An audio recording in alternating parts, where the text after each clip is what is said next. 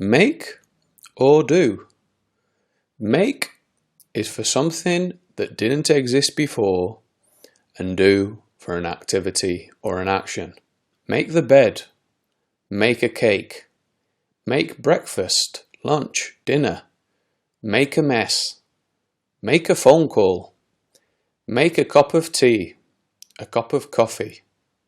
Make a wish. Do is for an activity or an action. Do housework. Do the ironing. Do homework.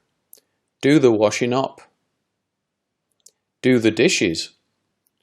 Do the shopping. Do the cleaning. Do sports. The following are important expressions that are very common in English. Make plans. Make a decision. Make a mistake. Make noise. Make money. Make fun of somebody. Make an effort. Make your mind up. Make a wish. Make progress. Make an excuse. Make love. Do well. Do badly. Do your hair. Do your makeup. Do business. Do somebody a favor. Do your best. Do a course. Do exercise. Do an exercise. Do a job.